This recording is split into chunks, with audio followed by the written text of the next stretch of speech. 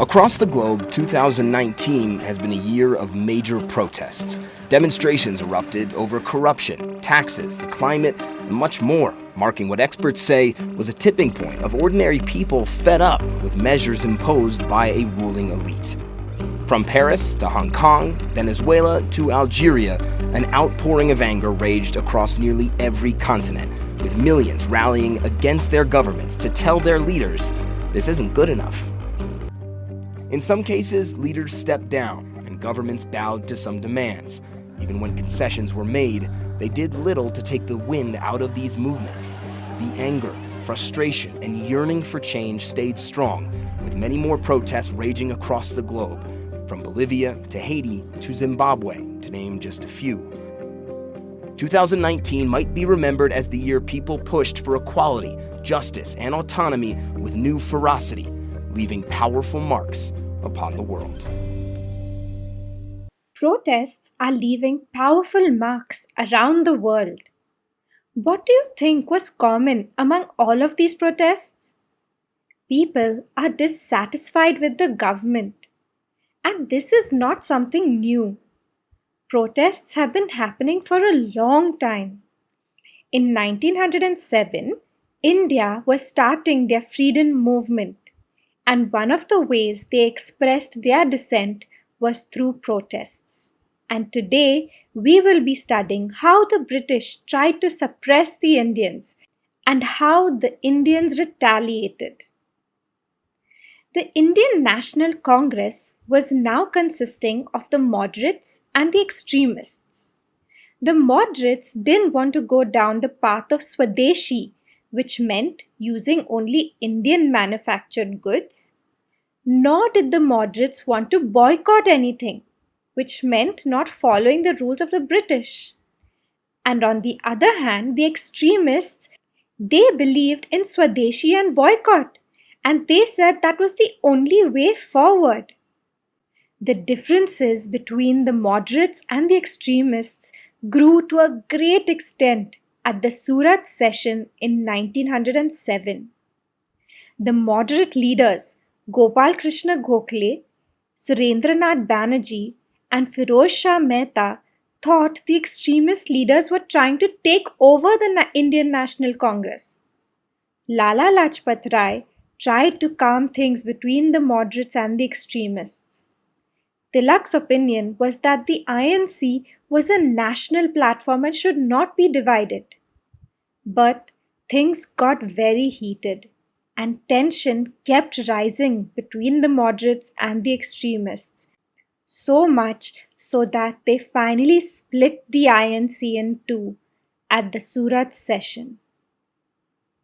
After the anti-partition of Bengal movement, the British government was disturbed looking at the power that the public had. You remember that people were protesting, chanting Vande Mataram. Students were leaving schools and colleges and coming out to protests. The number of people who participated got the attention of the British. They had not seen India united in this way before.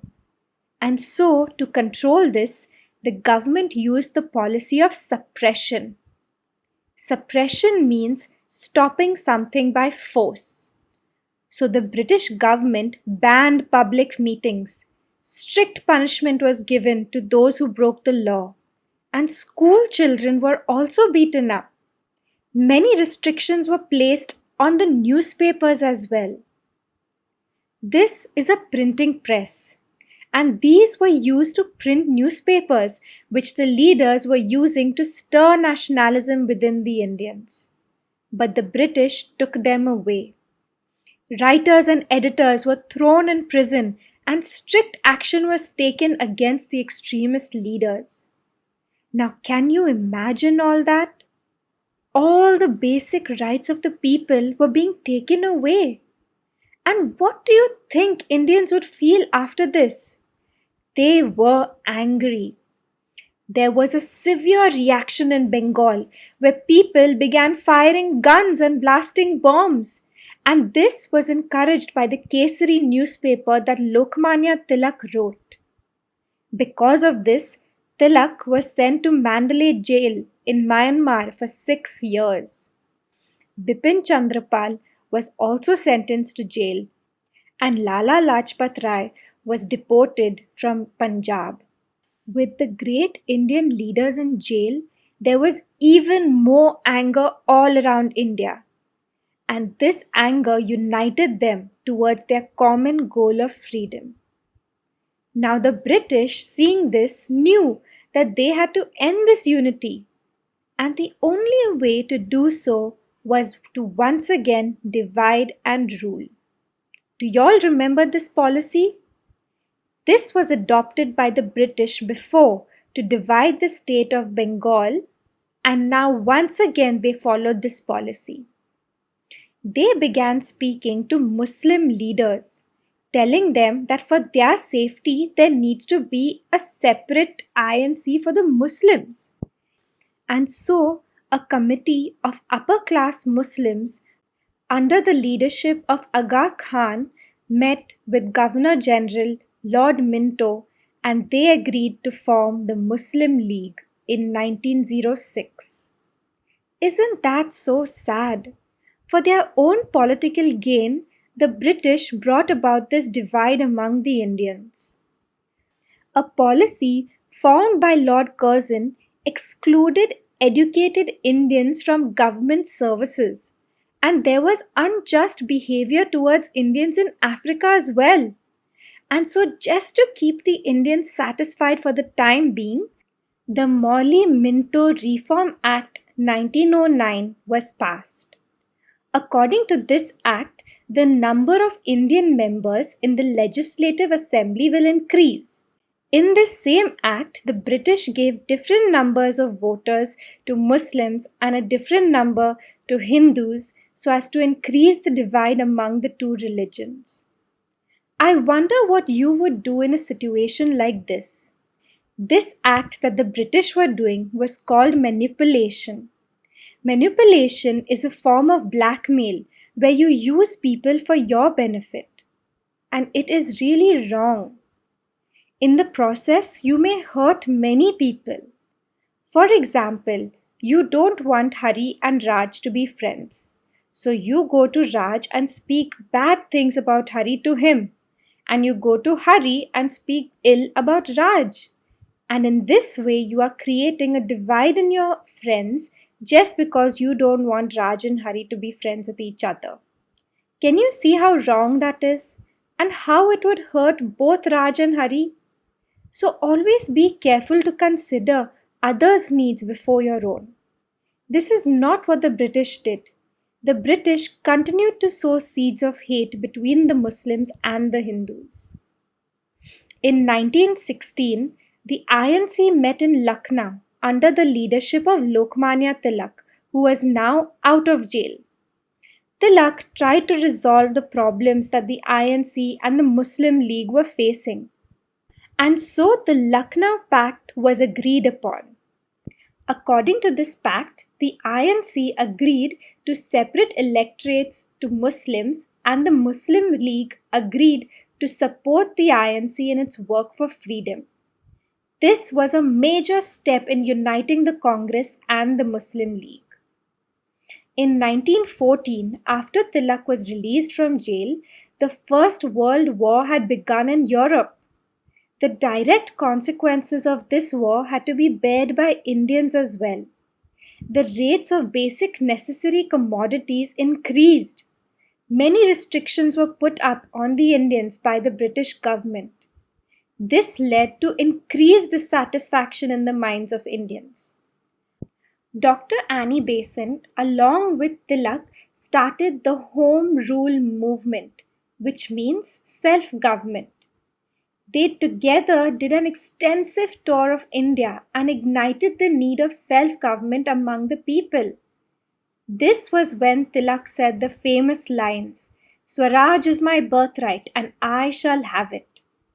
So, with the World War happening and the growing popularity of the Home Rule movement, the British government decided to provide some political rights to the Indians.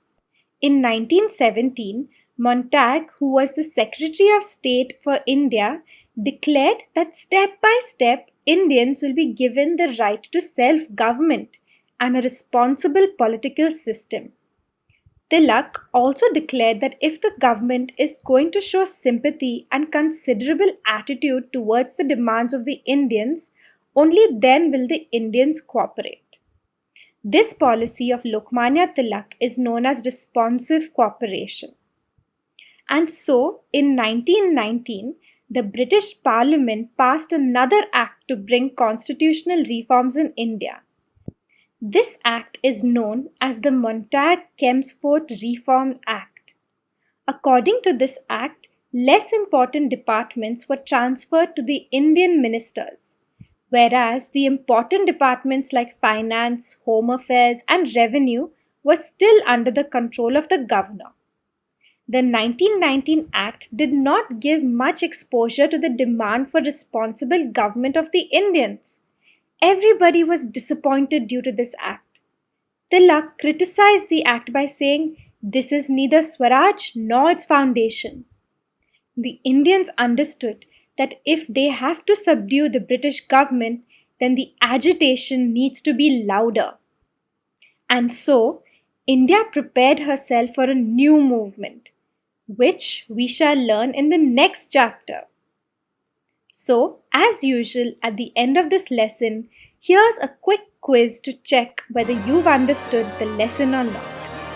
Are you ready? Let's go. I want you to pick the odd one out. Your options are A.